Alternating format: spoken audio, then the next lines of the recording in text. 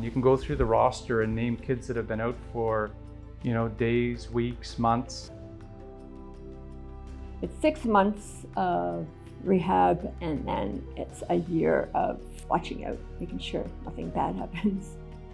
I kind of lost my love to play the game because I was like, what am I doing this for? I just wanted to prove to people that I wasn't just someone who gets injured and then just gives up.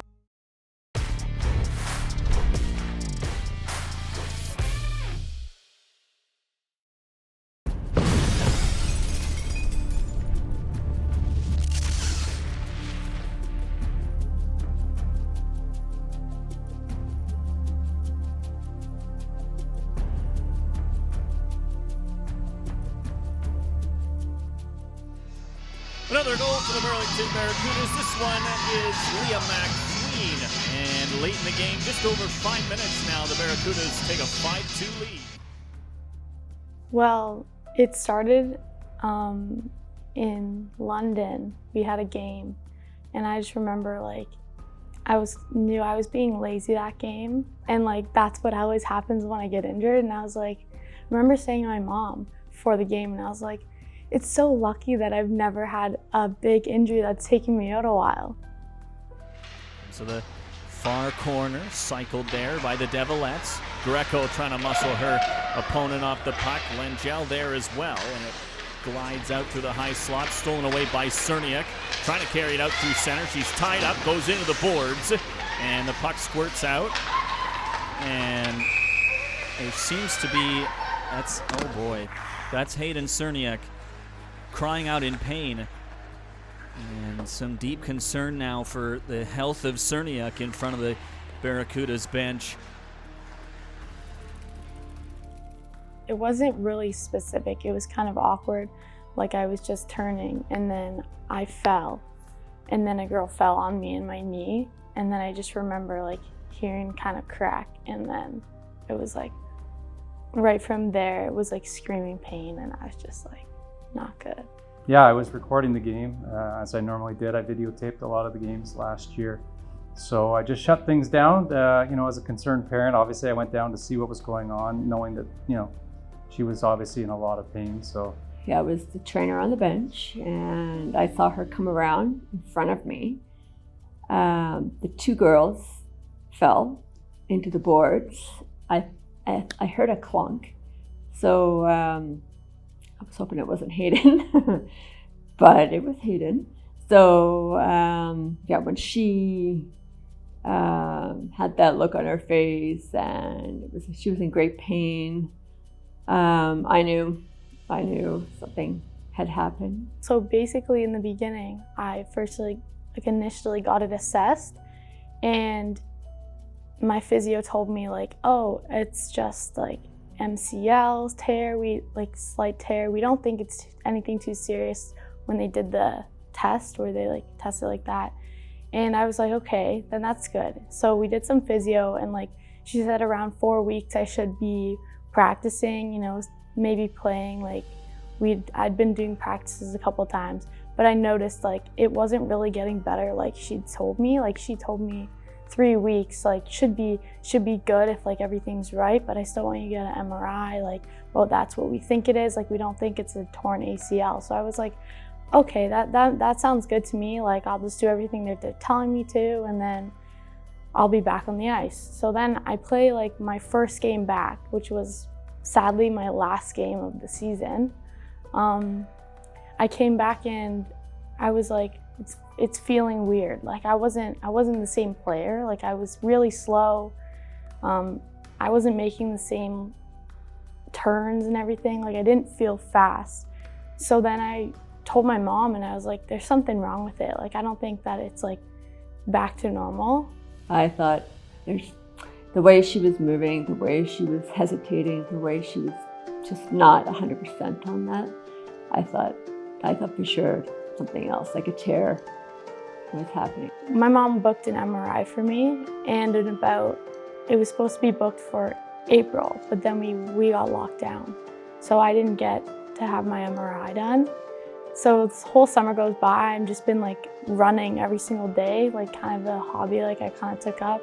I ran like 18 kilometers that summer. Like I ran really far. Like I was just going every day and not thinking anything was really wrong with my knee because I was able to do everything with my friends. Like I didn't really have any restrictions.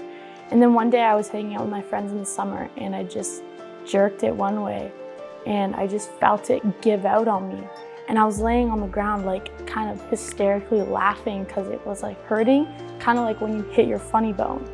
And then the next day it kind of like was hurting, and then 2 days later I was fine. So my mom's like, all right, that's enough. We need to book this MRI right now and see what's going on with it.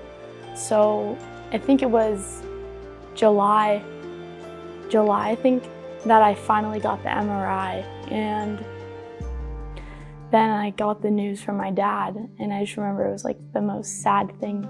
Like my heart dropped into my stomach. My dad told me, like, that's what they told us, like, you've completely torn your ACL. I hid it a little bit from Hayden a little bit, but it just was, the timing wasn't horrible because everything was shutting down. So if she was gonna have an injury, it wasn't too bad that it was this timing, but I knew pretty much almost right away that it was a knee. I think I told Kevin, I said, it's her knee. So she said she heard a pop, and that's usually sort of an indication that something had torn or fully torn. So whether it was ACL or MCL or whatever. The beginning was pretty tough. It was a lot of like ups and downs throughout it all. It started off not so good. It's hard just going from one day being able to run, the next not even being able to like put pressure on it. The beginning lasts a long time, but once you kind of get over that first like starting to walk, it felt like it went a lot faster from there on. The beginning was definitely the worst part though. I kind of like lost my love to play the game because I was like, what am I doing this for? Like, I haven't played in so long, and it's kind of hard to remember what you love about it when it's been so long since you played it, like scored any goals. Like, I hadn't been on the ice in so long. So when I finally was in recovery, I really liked going to physio because it gave me something to look forward to, that I was going to play hockey again. Because I just remember seeing all my friends being like, oh, I can't wait to go to hockey. Like, practice is so fun, or like being in the gym. And I was like, I miss hanging out with my friends. Like, I miss being in that environment that just like makes me happy. And I remember like in the summer, the one thing that made me like happier was like looking forward to going for runs. So I was like, this is the type of like joy that like running gives me. Like I started to remember why I loved hockey so much and started to really want to get back to it. And when I finally was like able to start stepping on the ice, was like, oh my God, I hadn't realized how much I missed it. But yeah, and my dad was a pretty good help, and my mom, like they always, even when it was kind of hard for me, they were always kind of reminding me like that they were there and that I was gonna be fine, and like everything in the future that I should look up to, like keep pushing forward to like get where I need to be to play university hockey. So that was a motivator too.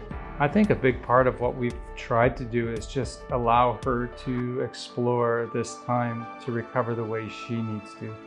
And so whether that meant, taking more time to hanging out and being, a normal kid who's not so preoccupied with sports. And then just encouraging her to get out for her walks, go to physio twice a week. These are the things that I think she actually likes. She really enjoyed working with her physio trainer, Ryan. She looked forward to going to her physio every night. And she just got back tonight, and she's doing her testing. So, I think that part of it has really made the recovery good. The ability for her to get out on the pond to do some skating with the girls this year. I mean, we could have held her back and said, look, we don't really want you going out and risking getting injured. But we also knew that part of her recovery was going to be finding out how she felt on skates, being back with her friends, finding out how much she missed being with her teammates.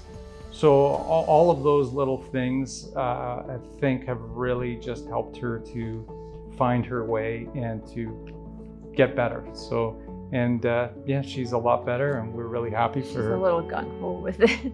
It's not a very nice injury because it takes so long to heal. Lots of rehab, but I kind of knew a little bit all the background of it, the recovery time, what she needed to do to get better and back on the ice, and it was just a lot of time. It's kind of been different. There's some things that I can't do. It's harder to move like quick starts in certain turns. It's a little restricting. I've just been going to physio every week, twice a week. I've been running a little bit, not so much though as before. Definitely doing a lot of legs. Every time I'm at physio, we're just lifting weights, doing exercises, trying to get that muscle back, trying to make it as strong as possible so that it's able to like protect my knee. I think playing hockey, like practicing is like helping it a little bit, just in the sense that like I'm getting used to not wearing my brace underneath my equipment, which is kind of like training it to be able to like take impacts and stuff, which obviously I'm not contacted in practice, but like doing those sharp turns and stuff, like it's making it kind of stronger, I think. Athletes that play at the highest levels and really at any level incur a lot of injuries. And so it's been our experience when we even look at the roster on this team, I see so many kids that have had, what would be classified as a devastating injury or a serious injury, an illness, concussion. We've pretty well seen it all, and you can go through the roster and name kids that have been out for, days, weeks, months. And the good news is that, these injuries at the time are devastating to the athletes and to the families. But overall, I've seen them all return to the same level of play that they were at before their injuries. And while the time off is, it's difficult and it's hard to be away from the sport, they all come back. I would just say, like, you gotta just start playing for you and stop playing for everyone else. Try to stop comparing yourself to like what people want you to be. Because I think in the years that I played my best hockey, I wasn't playing to be the best for other people. I was playing because I wanted to be the best for myself. And I would say to myself, it's just hockey. Like, at the end of the day, you gotta have fun. You can't just keep putting all this pressure on yourself, because you're not gonna stay in it if you end up losing completely all the love for the game. You're just not gonna be that player. You're gonna be riding the bench, honestly. Because when you don't have passion for the game anymore, there's no will to get on the ice, to wake up early, to practice, to get better. It wasn't, I want to be the best player on the ice. Score 3 goals. That's kind of how my mentality was before. And now it's kind of like, I want to be that person again, like that player again. Bye to all my fans.